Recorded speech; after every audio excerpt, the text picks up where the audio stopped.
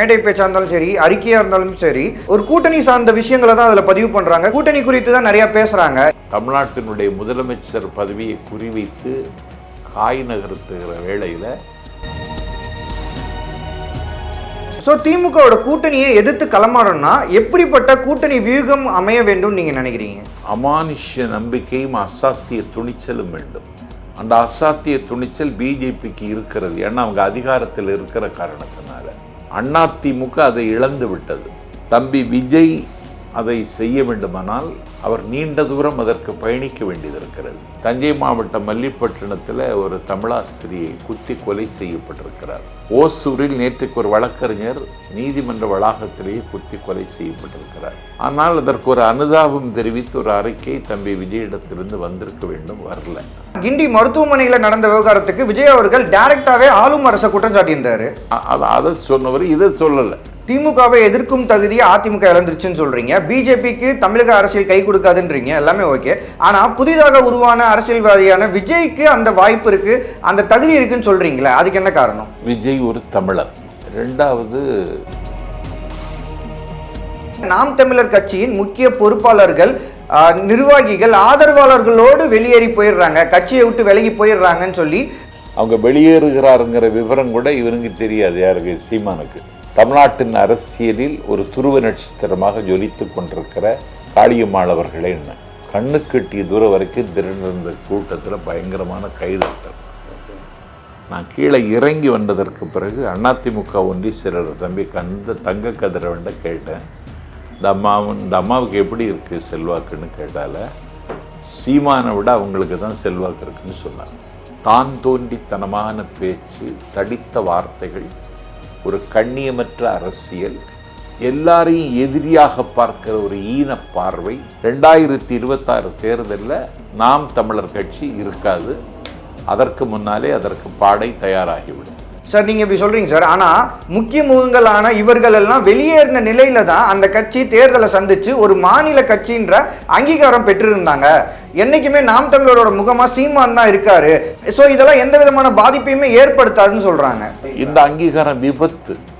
ஆதவ் அர்ஜுனன் ஒரு அறிக்கையை ரிலீஸ் பண்றாரு. அது என்ன சொல்றாருன்னா, இங்கு இருவர் மட்டுமே ஆள பிறக்கவில்லை, தலித் மக்களிடம் அதிகாரத்தை கொடுங்கன்னு சொல்றாரு. சோ யாரை எதிர்நோக்கி இந்த விமர்சனத்தை அவர் முன்வைக்கிறாரு? இல்லை, இருவர் மட்டுமே ஆள வேண்டும் என்பது நியாயமும் இல்லையே. அதில் இன்னொருவரும் வரலாம். வணக்கம்.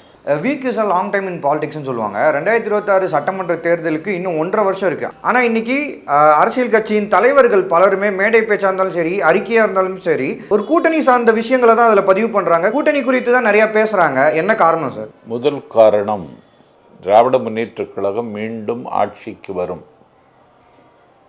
என்று முதலமைச்சர் ஸ்டாலின் நம்புகிறார். அந்த நம்பிக்கையை நடைமுறைப்படுத்துவதற்கு கட்சியிலும் ஆட்சியிலும் பல்வேறு விதமான சீர்திருத்தங்களையும் சாதனைகளையும் அவர் செய்கிறார். தமிழ்நாட்டில் ஒரு 100 ஆண்டு கால தமிழக அரசியல் வரலாற்றில் ஒரு மக்களுக்கான ஆட்சியை நடத்துவதில் அவர் இன்றைக்கு இமாலய வெற்றியை பெற்றிருக்கிறார்.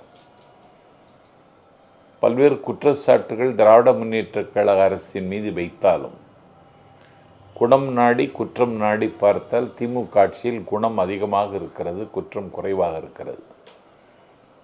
அதிமுக 46% அதனுடைய வாக்கு வங்கி 20% சரிந்திருக்கிறது. ஒரு 3வது சக்தியாக தமிழ்நாட்டில் தலையெடுக்க வேண்டும் என்று கருதி தமிழ்நாட்டில் காலூன்ற துடிக்கிற பாஜக எதிர்பார்த்த வெற்றியை பெற முடியவில்லை என்பதை விட ஒரு செல்வாக்கை தமிழ்நாட்டில் நிலைநாட்ட முடியவில்லை. தமிழ்நாட்டு மக்கள் பிஜேபிக்கு எதிராக, மோடிக்கு எதிராக இன்னும் தீவிரமாக இருக்கிறார்கள். ஆகவே திமுகவை வீழ்த்த வேண்டுமானால் அது அதிமுகவால் முடியாது. பாரதிய ஜனதா கட்சி அதற்குரிய களத்தில் இன்றைக்கு இல்லை.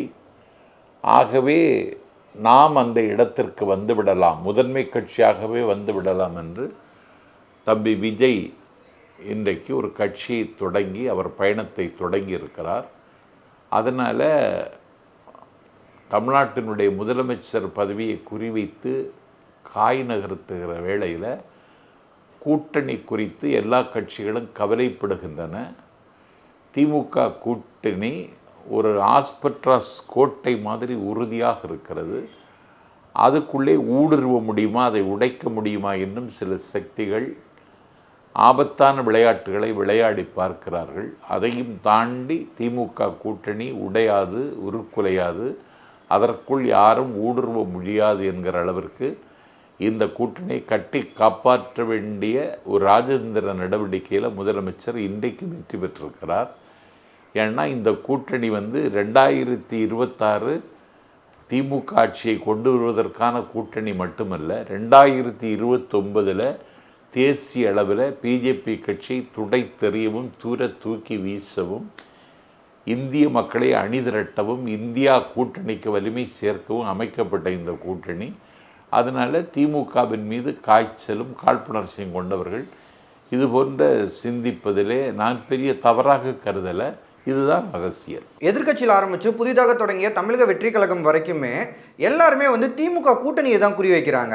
இங்கே இருக்கக்கூடிய அரசியல் சூழலுமே அப்படிதான் இருக்குன்னு சொல்லலாம். ஸோ திமுகவோட கூட்டணியை எதிர்த்து களமாடணும்னா எப்படிப்பட்ட கூட்டணி வியூகம் அமைய வேண்டும் நீங்கள் நினைக்கிறீங்க?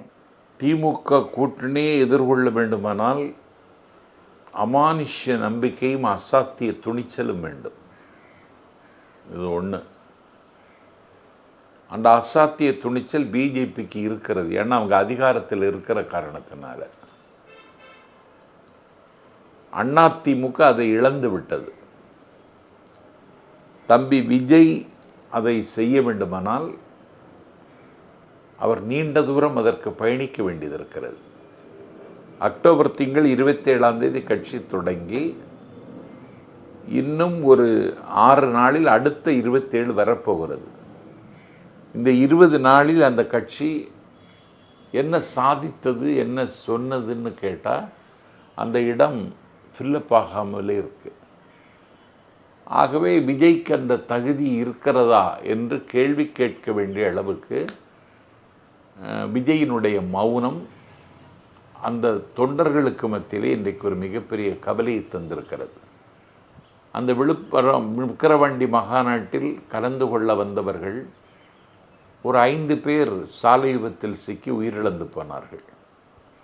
ஒரு புதிதாக தொடங்கிய கட்சி, எந்த எதிர்பார்ப்பும் இல்லாத வந்த தொண்டர்கள், அதில் 5 பேர் விபத்தில் சிக்கி மரணமுற்றார்கள்.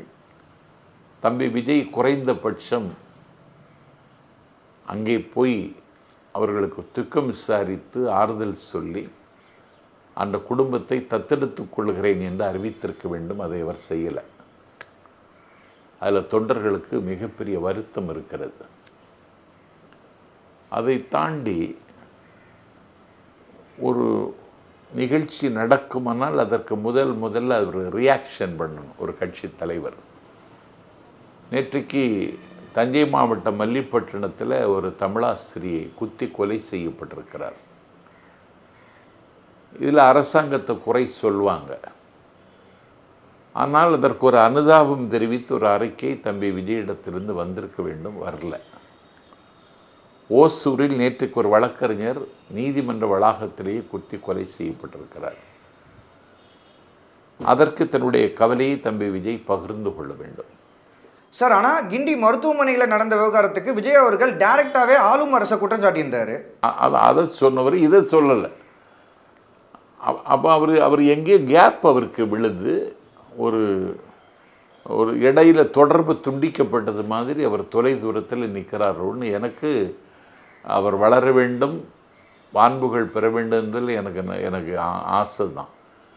ஆனால் திமுகவை எதிர்க்க வேண்டுமானால் எல்லா தளத்திலும் களத்திலும் வியாபித்து நின்று ஒரு வேகமாக ஒரு புயலின் வேகத்தோட ஒரு பூகம்பத்தின் சீற்றத்தை மாதிரி அவர் இயங்கினால் மட்டும்தான் அது சாத்தியமாகும். இல்லைன்னா சாத்தியமில்லை. திமுகவை எதிர்க்கும் தகுதியை அதிமுக இழந்துருச்சுன்னு சொல்கிறீங்க. பிஜேபிக்கு தமிழக அரசியல் கை கொடுக்காதுன்றீங்க, எல்லாமே ஓகே. ஆனால் புதிதாக உருவான அரசியல்வாதியான விஜய்க்கு அந்த வாய்ப்பு இருக்குது, அந்த தகுதி இருக்குன்னு சொல்கிறீங்களே, அதுக்கு என்ன காரணம்? முதல்ல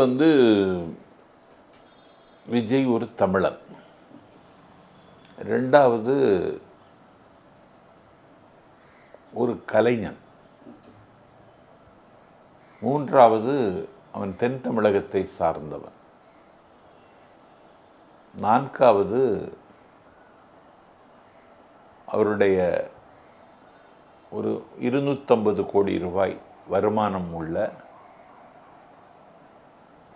அந்த வாய்ப்பை உதறி எறிந்துவிட்டு தமிழ்நாட்டின் அரசியல் களத்துக்கு வந்திருக்கிறார்.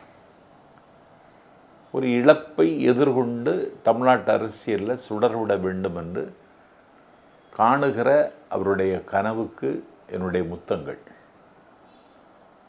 அதில் இதை யாரும் இழக்க மாட்டாங்க.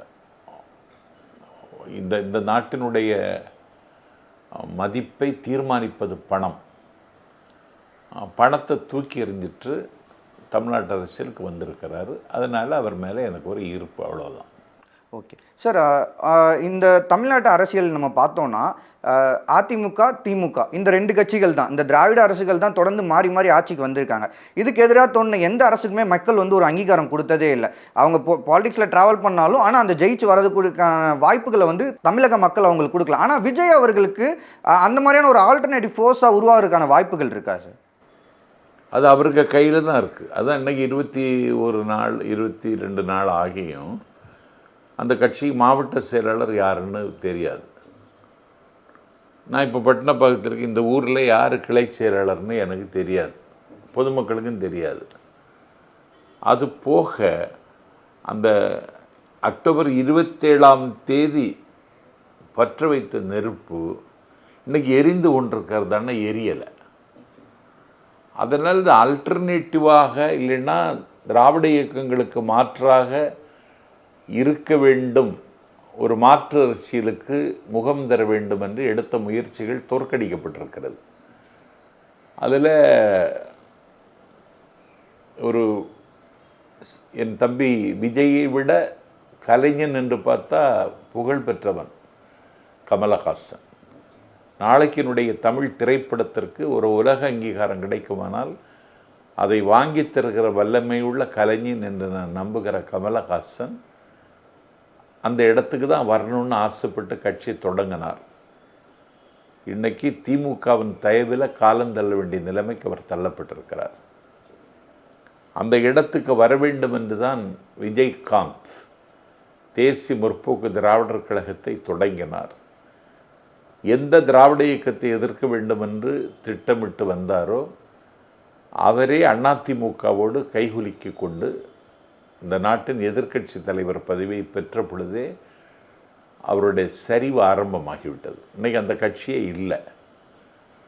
லட்சக்கணக்கான வாலிபர்கள் வரலாற்று நாயகன் வைகோவின் பக்கத்தில் அலை அலையாக அணி அணியாக அணிவகுத்து வந்தார்கள். ஒரு திமுகவுக்கு மிகப்பெரிய சவாலாக இருப்பார் என்று கருதப்பட்ட வைகோ இப்பொழுது ஸ்டாலினுக்கு மெய்காப்பாளனாக இருக்கிறேன், மெய்காப்பாளனாக இருப்பேன் என்று சொல்லுகிற அளவிற்கு அவருடைய நிலைமை குன்றிவிட்டது, இல்லாவிட்டால் கூனிவிட்டது. ஒரு நட்சத்திரமாக இருந்தால் ஜொலித்திடலாம் அப்படின்னு நினச்சா மக்கள் திலக எம்ஜிஆரை விட ஆகச்சிறந்த நடிகர் சிவாஜி கணேசன். ஒரு எல்லா நடிகர்களுக்கும் கண்கள் பேசும், ஆனால் சிவாஜி கணேசனுக்கு அங்கம் பேசும். சிவாலியை விருது பெற்ற உலகத்தின் மிகப்பெரிய கலைஞன் சிவாஜி கணேசன் தான் தொடங்கிய கட்சியை நடத்த முடியவில்லை என்பதை விட தன்னுடைய தொட்டில் பிரதேசத்திலே அவர் தோற்று போனார். அதனால் திமுகவை எதிர்க்க வேண்டும், திராவிட இயக்கத்தை எதிர்க்க வேண்டும்னா அந்த கட்சியை ஏன் எதிர்க்கிறோம் என்பதற்கான காரணத்தை அவங்க முதல்ல முன்வைக்கணும். இன்றைக்கு தமிழ்நாடு பெற்றிருக்கிற பிரமிக்கத்தகுந்த வளர்ச்சிக்கு காரணம் திராவிட இயக்கங்கள் தான். மாவட்டந்தோறும் இன்றைக்கு மருத்துவக் கல்லூரிகள் இருக்கின்றன. கால்நடைக்கென்று ஒரு பல்கலைக்கழகம் இருக்கிற நாடு தமிழ்நாடு. என்னுடைய தாய்மொழிக்கென்று ஒரு பல்கலைக்கழகம் தஞ்சை தமிழ் பல்கலைக்கழகம் இருக்கிற நாடு. இந்த நாட்டில் மீன்வள பல்கலைக்கழகம் இருக்கிற நாடு தமிழ்நாடு. இன்னும் சொல்லப்போனால் இன்றைக்கி ஒரு ஹைடெக் சிட்டி என்கிற தகுதியை இன்றைக்கி சென்னை பெற்றிருக்கிறது. உலகளாவிய வகையில் ஒரு வளர்ச்சி பெற்ற மாநிலமாக இன்றைக்கி தமிழ்நாடு தலை நிமிர்ந்து நிற்கிறது என்று சொன்னால் அதற்கு திராவிட இயக்கத்தினுடைய சேவை தான் காரணம். அதனால் திராவிட இயக்கத்தை கிள்ளுக்கிரையாக கருதிவிட்டு இந்த இயக்கத்தை காயப்படுத்தலாமே தவிர இந்த இயக்கத்தை ஒன்றும் செய்துவிட முடியாது. ஆகவே இதை தாண்டி நாட்டு மக்கள் மத்தியினுடைய மனங்களை மகுடங்கள் ஆக்கி கொள்ள வேண்டுமென்றால் தம்பி விஜய் திரும்ப திரும்ப யோசித்து புதிய திட்டங்களையும் தீர்வுகளையும், ஏன்னா தீராத பிரச்சனை நிறைய இருக்குது, அந்த பிரச்சனைகளுக்கு என்னால் தீர்வு தர முடியும் என்ற ஒரு நம்பிக்கையை அவர் நிலைநாட்டி ஒரு இடையறாத பிரபகண்டா ஒரு பிரச்சார யுத்தத்தை நடத்தினால் தமிழ்நாட்டு மக்கள் என்ன பதில் சொல்லுகிறார்கள்னு அப்போது தான் சொல்ல முடியும். ரீசெண்டாக டிவிக்கே ஒரு அறிக்கையை ரிலீஸ் பண்ணுறாங்க. அதில் என்ன சொல்கிறாங்கன்னா, எங்களுக்கு அதிமுகவோடு இணைந்து பயணிக்கும் நோக்கமே கிடையாது, அது மட்டும் இல்லாமல் கூட்டணி குறித்து அதிமுகவோடு எந்த விதமான பேச்சுவார்த்தையுமே நாங்கள் நடத்தலைன்னு சொல்கிறாங்க. ஸோ இதை எப்படி பார்க்குறீங்க? அது அவர் விழித்து கொண்டார். ஏன்னா ஒரு தினமலர் நாளேடு, அது திமுகவுக்கு எதிரான நாளேடு. திமுகவுக்கு எதிராக ஒரு அணி அமைய வேண்டும் என்று ஆசைப்படுகிறதுல அந்த பத்திரிகைக்கும் பங்குண்டு. அதிமுகவையும் விஜய் தமிழக வெற்றி கழகத்தை இணைத்து விட்டால் திமுகவை வீழ்த்தி விடலாம் என்று ஒரு கணக்கு இருக்கிறது. இப்போ இவங்க என்ன செய்துட்டாங்க, விஜய்க்கு 80 இடம், எடப்பாடி பழனிசாமிக்கு 154 இடம், துணை முதலமைச்சருங்கிற ரேஞ்சுக்கு இன்றைக்கி விஜயை கொண்டு வந்து நிறுத்தினாங்க. தமிழ்நாட்டு அரசியலில் முதன்மையான இடத்தை அலங்கரிக்க வேண்டும் என்று கனவு காணுகிற தம்பியை அந்த அறிக்கை காயப்படுத்தி விட்டது. அதனால் போனால் போகட்டும் போடா என்று சொல்லி இன்றைக்கி அதிமுகவை உதறி எறிந்துவிட்டு நான் புலிவேட்டைக்கு புறப்பட்டிருக்கிறேன், எலிகளை பற்றி எனக்கு கவலை இல்லைன்னு அறிக்கை விட்டதன் மூலம் விஜய் ஒரு ஒரு ராஜதந்திரியாகத்தான் நான் பார்க்கிறேன். சார் இது யாருக்கு ஒரு பெரிய லாஸாக இருக்குன்னு நினைக்கிறேன்? ஏடிஎம்கேக்கு பெரிய லாஸா இல்லை டிவிகேக்கு ஒரு லாஸா? இல்லை, ஏடிஎம்கேக்கு தான் லாஸ். ஏடிஎம்கேக்கு தான் லாஸ். ஏன்னா அவங்க தான் இருக்கிறாங்க. இவருக்கு என்ன இருப்பு இருக்குன்னே நமக்கு தெரியாதில்ல. இவர்கிட்ட எதுவுமே இல்லையே. அவர் வீசிய கையோடு வருங்கையோடு வந்து நிற்கிறார். தமிழ்நாட்டு மக்கள் அவருக்கு என்ன கொடுக்க போகிறாங்கன்னு தேர்தல் வந்ததுதானே தெரியும். ஆதவ் அர்ஜுனன் ஒரு அறிக்கையை ரிலீஸ் பண்ணுறாரு. அது என்ன சொல்கிறாருன்னா, இங்கு இருவர் மட்டுமே ஆள பிறக்கவில்லை, தலித் மக்களிடம் அதிகாரத்தை கொடுங்கன்னு சொல்கிறாரு. ஸோ யாரை எதிர்நோக்கி இந்த விமர்சனத்தை அவர் முன்வைக்கிறாரு? இல்லை, இருவர் மட்டுமே ஆள வேண்டும் என்பது நியாயமும் இல்லையே. அதில் இன்னொருவரும் வரலாம். தலித்து மக்களுக்கு அந்த உரிமை உண்டு. அந்த கோரிக்கைக்கு இன்றைக்கு வலு சேருகிறது. அந்த கோரிக்கை இன்றைக்கி திருமாவளவனே அதிகாரத்திலும் பங்கு, ஆட்சியிலும் பங்கு, கடைக்கோடி எளியவனுக்கும் அதிகாரம்னு அவர் பேச ஆரம்பிச்சிட்டாரு. அவர் பேசுகிற பேச்சுக்கு வலு சேர்ப்பது மாதிரி இன்னைக்கு ஆதவ அர்ஜுனா பேசியிருக்கிறார். அதற்கு அவர்கள் முயற்சிக்கலாம், முயற்சிப்பதில் தப்பில்லை. என்னை கேட்டால் அந்த முயற்சி வெற்றி பெற வேண்டும் என நான் வாழ்த்துகிறேன். தொடர்ச்சியாக சில கருத்துக்களை முன்வைக்கிறாரு. அதில் குறிப்பாக பார்த்தீங்கன்னா ஆட்சியிலும் பங்கு, அதிகாரத்திலையும் பங்கு. இன்னொரு படி மேலே போய் ஏடிஎம்கேல ஒரு தலித்தை பொது தொகுதியில் நிப்பாட்டி ஜெயிக்க வைக்கிறாங்க. அது மட்டும் இல்லாமல் அம்மா அவர்களுடைய ஆட்சி காலத்தில் ஒரு தலித்தை சபாநாயகர் ஆக்குறாங்க. இது மாதிரியான நிகழ்வுகள் ஏன் திமுகவில் நடக்க மாட்டேங்குதுன்ற கேள்வியை விமர்சனமாக முன்வைக்கிறாரு. அவர் கூட்டணி கட்சி, எங்கள் பார்ட்னர், அவ்வளவுதான். கூட்டணி கட்சி தான். ஆதவ் அர்ஜுனாவுக்கு கருத்து செல்வதற்கு உரிமை இருக்குது. அந்த சுதந்திரத்தை திருமாவளவன் அவருக்கு கொடுத்திருக்கிறார்.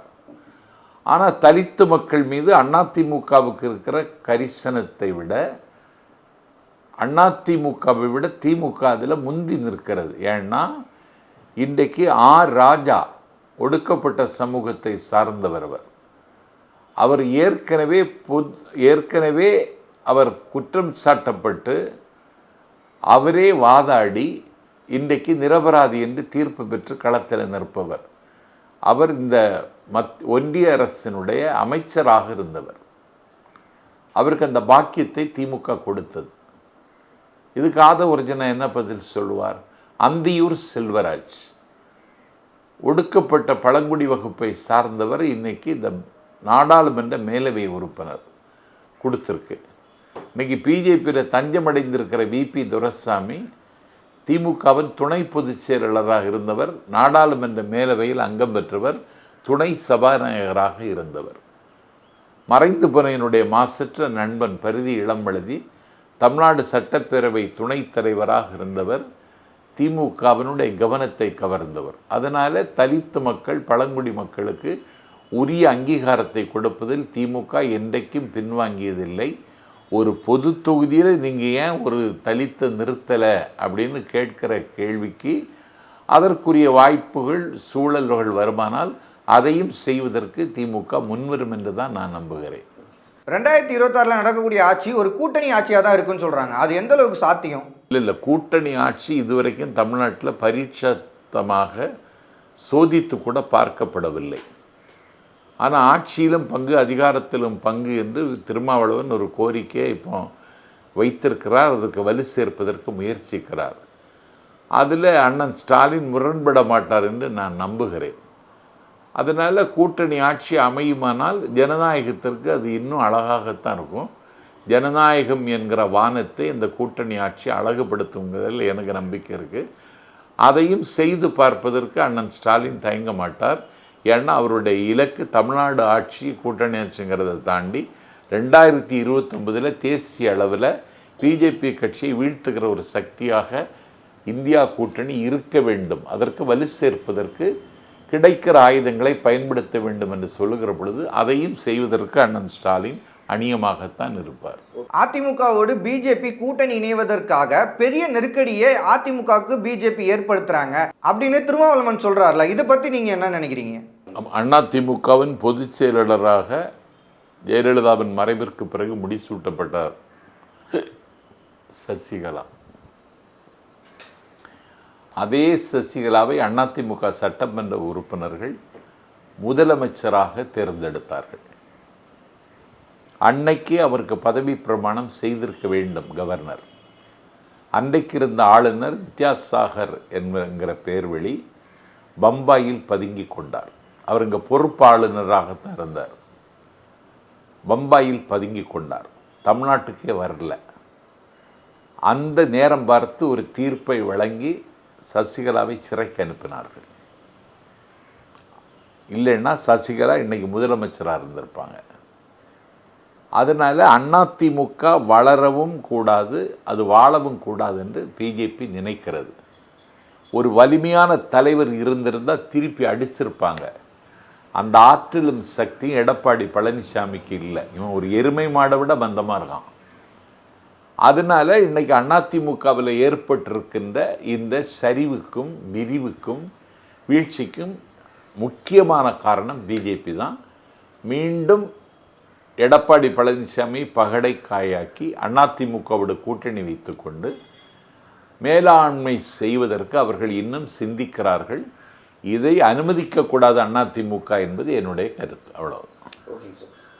சேலம், கிருஷ்ணகிரி, திருச்சி, அப்புறம் விழுப்புரம், இந்த மாதிரி மாவட்டங்களில் இன்னும் சில மாவட்டங்களுமே சொல்கிறாங்க, இந்த மாவட்டங்களில் இருக்கக்கூடிய நாம் தமிழர் கட்சியின் முக்கிய பொறுப்பாளர்கள், நிர்வாகிகள், ஆதரவாளர்களோடு வெளியேறி போயிடுறாங்க, கட்சியை விட்டு விலகி போயிடுறாங்கன்னு சொல்லி தொடர்ச்சியாக நியூஸ் நம்மளால் பார்க்க முடியுது. என்ன காரணத்துக்காக அவங்க வெளியேறி போகிறாங்கன்னு நினைக்கிறீங்க? இல்லை, விலகிட்டே இருக்காங்க. அலை அலையாக அணி அணியாக வெளியேறிட்டு இருக்காங்க. அவங்க வெளியேறுகிறாருங்கிற விவரம் கூட இவனுக்கு தெரியாது. யாருக்கு? சீமானுக்கு தெரியாது. வடக்கு பொய்கை நல்லூர்னு நாகப்பட்டினத்தில் ஒரு ஊரில் எல்லாருமே வெளியேறிட்டாங்க. நான் கோரக்க சித்தர் பௌர்ணமி விழாவில் கலந்து கொள்வதற்கு நான் சென்றிருந்த பொழுது ஒரு வாரத்துக்கு முன்னாடி காளியம்மாள் அந்த நிகழ்ச்சிக்கு பார்வையாளராக வந்திருந்தார். ஒரு மக்களினுடைய கவனத்தை கவர்ந்தவர். நான் அட்ரஸ் பண்ணும் பொழுது அவங்க பேரை சொன்னேன். ஆடை அணிகலன் ஆசைக்கு வாசமலர், அஞ்சுவதும் நாணுவதும் ஆடவர்களுக்கு சேவித்திருப்பதுமாக இருக்கிற பெண்குலத்தில் தமிழ்நாட்டின் அரசியலில் ஒரு துருவ நட்சத்திரமாக ஜொலித்து கொண்டிருக்கிற காளியம்மாள் அவர்களே என்ன கண்ணு கட்டிய தூரம் வரைக்கும் திரண்டிருந்த கூட்டத்தில் பயங்கரமான கைதட்டல். நான் கீழே இறங்கி வந்ததற்கு பிறகு அதிமுக ஒன்றிய செயலாளர் தம்பி தங்க கதிரவன்ட கேட்டேன், இந்த அம்மாவுக்கு எப்படி இருக்குது செல்வாக்குன்னு கேட்டால, சீமானை விட அவங்களுக்கு தான் செல்வாக்கு இருக்குன்னு சொன்னார். ஏன்னா அந்த கட்சிக்கு அகரம் எழுதிய ஐயநாதன் இன்னைக்கு தமிழக வெற்றி கழகத்துக்கு வந்துட்டார். அந்த கட்சிக்கு சித்தாந்த ரீதியாக பலம் சேர்ப்பதற்கு வந்த தென்னகத்தினுடைய கேம்பிரிட்ஜ் என்று பேசப்பட்ட கும்பகோணம் அரசு கல்லூரியினுடைய பேராசிரியர், பொருளாதார பேராசிரியர் சிவப்பிரகாசம் இன்னைக்கு அந்த கட்சியில் இல்லை. அந்த கட்சிக்கு ஒரு முதுகெலும்பாக இருந்த ராஜீவ்காந்தி இன்னைக்கு திமுகவின் மாணவர் அணி தலைவர். அந்த கட்சியின் பிரச்சாரர் கல்யாண சுந்தரம் இன்னைக்கு அதிமுக தலைமை கழக சொற்பொழிவாளர். அந்த கட்சியில் எல்லா இடங்களிலும் களமாடியவர்கள் புறா களைத்து போய் ஒன்று மட்டுமில்லை, மிகுந்த கவலையில் மூழ்கியிருக்கிறார்கள். தான் தோன்றித்தனமான பேச்சு, தடித்த வார்த்தைகள், ஒரு கண்ணியமற்ற அரசியல், ஒரு எல்லாரையும் எதிரியாக பார்க்கிற ஒரு ஈன பார்வை, லாரியில் அடிபட்டு சாவான்னு தம்பி விஜய அவன் போட்ட சாபம். இன்றைக்கி அதனால் பெண்கள் முழுதும் இன்றைக்கி அந்த கட்சியிலேருந்து வெளியேறிட்டாங்க. அவர்கள் வெற்றி கழகத்துக்கு திரும்பிட்டு இருக்காங்க. 2026 தேர்தலில் நாம் தமிழர் கட்சி இருக்காது. அதற்கு முன்னாலே அதற்கு பாடை தயாராகிவிடும். சார், நீங்கள் இப்படி சொல்கிறீங்க சார். ஆனால் முக்கிய முகங்களான இவர்கள் எல்லாம் வெளியேறின நிலையில தான் அந்த கட்சி தேர்தலை சந்தித்து ஒரு மாநில கட்சின்ற அங்கீகாரம் பெற்றிருந்தாங்க. என்றைக்குமே நாம் தமிழரோட முகமாக சீமான் தான் இருக்காரு. ஸோ இதெல்லாம் எந்த விதமான பாதிப்பையுமே ஏற்படுத்தாதுன்னு சொல்கிறாங்க. இந்த அங்கீகாரம் விபத்து. ஏன்னா 38 இடங்களில் வெற்றி பெற்ற கட்சி தமாக, தமிழ் மாநில காங்கிரஸ் மூவ் பண்ணார் காலத்தில். இந்த அங்கீகாரம் விபத்துன்னு அதனால தான் சொன்னேன். இன்றைக்கி அந்த கட்சி என்னாச்சு? தவளக்கூட முடியாமல் படுத்து கிடக்கிறது தமாக. அதனால் ஒரு 8% கிடச்சிட்டுன்னு சொன்னால் ஏதோ சிம்மாசனம் கிடச்சது மாதிரி கருதக்கூடாது. கண்மூடி கண் திறப்பதற்குள் இந்த எல்லாம் தரைமட்டமாகிவிடும், தகர்ந்து விடும். நாம் தமிழர் கட்சி குட்டி சுவராகிவிடும். எந்த சுவர்களையும் முட்ட முடியாத அளவுக்கு இந்த நாட்டில் ஒரு மோசமான நிலைமைக்கு சீமான் தள்ளப்படுவார். சீமான் செஞ்சதை யாருனாலுமே செய்ய முடியல. ஏன்னா அவரோட கட்சியில் போட்டி போடக்கூடிய கேண்டிடேட்ஸ்க்கு 50% வந்து பெண்களுக்கு ஒதுக்கியிருக்காரு. மொத்த தொகுதியில் 50% தொகுதியில் பெண்களை வேட்பாளராக முன்னிறுத்துறாரு. இந்தியாவில் இருக்கக்கூடிய வேறு எந்த அரசியல் கட்சியுமே இதை செஞ்சதில்லை அப்படின்னு சொல்கிறாங்க. 50% கொடுக்கணும்னு ஏதாவது சட்டத்தில் இடம் இருக்கா? 33% இடஒதுக்கீடு நம்ம பெண்களுக்கு கேட்குறோம். அதுவே இன்னும் நிறைவேறலை. அந்த 33% இடஒதுக்கீடுன்ற கோரிக்கையை முன்னிறுத்துற கட்சிகளே இதை செஞ்சதில்லைன்னா எல்லாருமே பேசுகிறாங்க. பண்ணுக்கு முடியாதுச்சோ அதுக்குள்ள கேண்டிடேட் வேணும். ஒரு கேண்டிடேட் நிறுத்துறோம்னா அங்கே வென்னிங் பொசிஷனுக்கு வரணும்னு கட்சி யோசித்து தான் கொடுக்கும். ஆனால் பெண்களை அரசியல் படுத்துவதில் திமுக வெற்றி பெற்றிருக்கிறது என்பதை விட தமிழ்நாட்டில் ஒரு கிளைக்கழகத்தின் செயலாளர், ஒன்றிய செயலாளர், மாவட்ட செயலாளர் என்று படிப்படியாக இருக்கின்ற இந்த படிநிலை அமைப்புகளில் எல்லா இடத்திலும் பெண்களுக்கு ரெப்ரசன்டேஷனை திமுக கொடுத்துருக்கிறது. அதனால் 50% வேட்பாளர் கொடுத்ததுனால இவன் பெண்ணுரிமையை பெணுகிறவன்னு சொல்ல வேண்டிய அவசியம் இல்லை. இவன் பைத்தியம் முடித்து அலைகிறான். இதை ஒரு பொருட்டாக எடுத்துக்கொள்ள வேண்டியதில்லை.